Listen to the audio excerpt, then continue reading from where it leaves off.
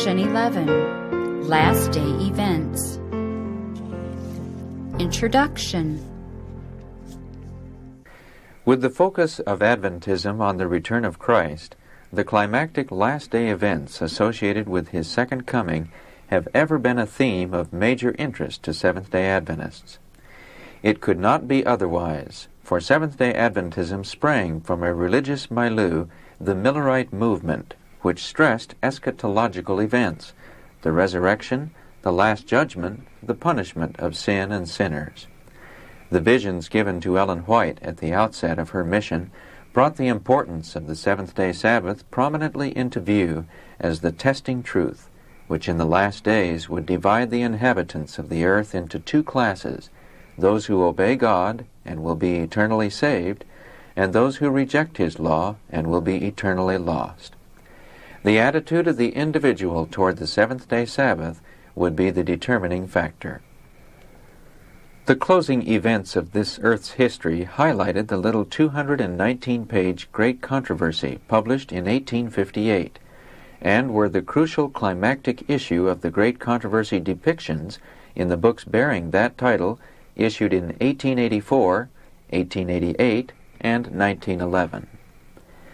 How carefully Adventists have studied the closing chapters of this book, and have thrilled at the inspired picture of what is before the Church and the world.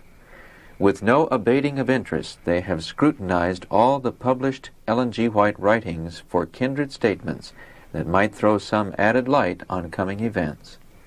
In this section, we present for the first time a number of heretofore unpublished eschatological statements, which help to round out the picture of the final events of Earth's history.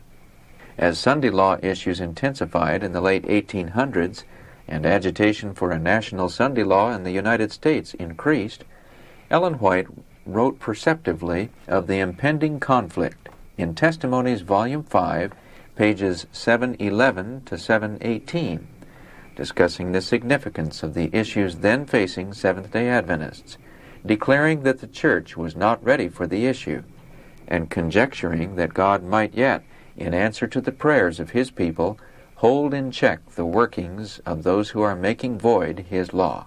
Page 714. As the laws calling for Sunday observance in certain of the southern states were enforced, and Adventists were arrested, imprisoned, and forced to labor in chain gangs for not observing these laws, the Sabbath Sunday issue took on greater significance and came in for earnest study at the 1889 General Conference session. Carefully reviewing the principles involved, Ellen White counseled caution in any action that might be taken by the delegates. Agitation for Sunday legislation gradually waned, but in succeeding years, Ellen White kept the issues of the final conflict before church leaders. Times might have changed so far as actual persecution for Sabbath observance was concerned, but the issues and the principles involved remain the same. Since Ellen White's death, further changes have taken place, but we believe that the same principles and the same issues will be revived in the coming conflict, present appearances to the contrary notwithstanding. The major portion of this section includes eschatological statements which frequently parallel the presentation given in the Great Controversy, but which just as often provide new details and new insights. These materials have been divided into three main areas, namely, number 1, lessons from meeting the Sunday law crisis of the late 1880s and early 1890s. Number 2, general counsels appropriate for a people approaching the end.